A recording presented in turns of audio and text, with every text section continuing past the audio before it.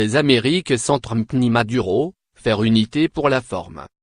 Le sujet entre en résonance avec la situation de nombreux pays, Brésil, Venezuela, Pérou, Guatemala, Argentine. Moins et ne débouchera donc probablement pas sur de grandes décisions concrètes.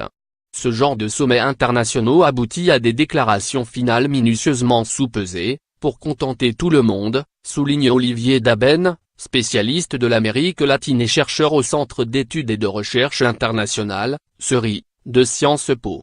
Les sommets des Amériques sont avant tout des occasions pour le continent de se réunir et discuter du climat politique, il sera donc plus intéressant d'observer le jeu politique. Ce jeu politique a commencé avant même le début du forum, avec l'annonce de l'absence de Donald Trump. Le président restera aux États-Unis pour superviser la réponse américaine à la Syrie, déclarait, mardi 10 avril, la porte-parole du gouvernement américain, Sarah Sanders. Le vice-président Mike Pence et la conseillère et fille M. Trump, Ivanka, le remplaceront au sommet.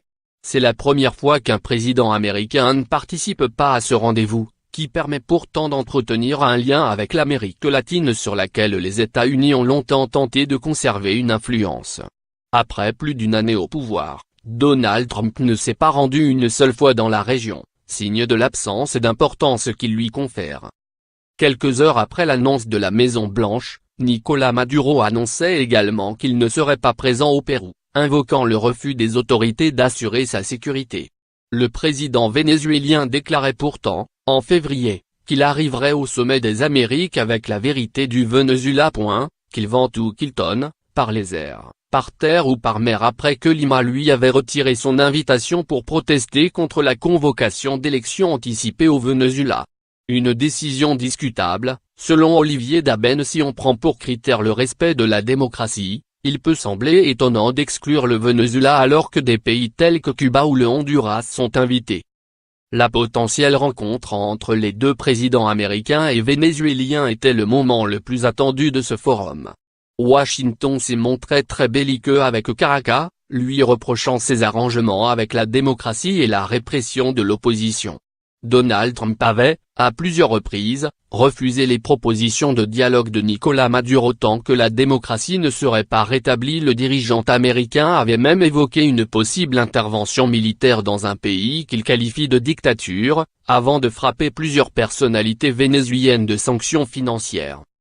Malgré l'absence du premier intéressé, le principal sujet de discussion sera d'ailleurs la crise politique et économique au Venezuela. Selon les chiffres de la Commission économique de l'ONU pour l'Amérique latine, CEPAL, publié mercredi 11 avril, le PIB vénézuélien devrait chuter de 8,5% en 2018, tandis que le continent connaît une reprise économique modérée de 2,2%. Les participants au sommet pourraient notamment décider de se positionner sur une ligne commune afin de ne pas reconnaître l'élection présidentielle anticipée, prévue le 20 mai. Les opposants vénézuéliens boycotteront ce scrutin, estimant que les conditions ne sont pas réunies pour qu'il soit démocratique et transparent. Lire aussi. Pour reconstruire le Venezuela, nous aurons besoin de la communauté internationale. Ce dossier devrait polariser le sommet entre les 12 pays du groupe de Lima, créé pour trouver une solution politique à la crise vénézuélienne, et certains membres de l'Alliance bolivarienne, créée en 2004 par les présidents aujourd'hui décédés Hugo Chavez et Fidel Castro. S'il plane encore des doutes sur la venue de l'actuel dirigeant cubain, Raúl Castro, qui doit céder le pouvoir le 19 avril, les Cubains seront probablement les plus fervents défenseurs du Venezuela. Avec la crise du chef de file naturel, le Brésil, en pleine tourmente juridico-politique, une importante question de leadership est en train de se jouer en Amérique latine, note Olivier Daben, mais il n'y a pas vraiment d'alternatives individuelles, il faudra donc voir si des groupes se solidifient et émergent pendant ce sommet. Une importante partie des dirigeants américains qui prendront part à ce sommet auront cependant la tête ailleurs, préoccupés par des considérations de politique intérieure. Dans les 6 mois à venir auront notamment lieu des élections en Colombie, présidentielle le 27 mai, au Mexique, législative et présidentielle le 1er juillet, au Brésil, présidentielle en octobre, et au Pérou, régionale et municipale en octobre. Constituer un front commun face au Venezuela permettrait de trouver un dénominateur commun préservant un semblant d'unité dans un continent de plus en plus fragmenté.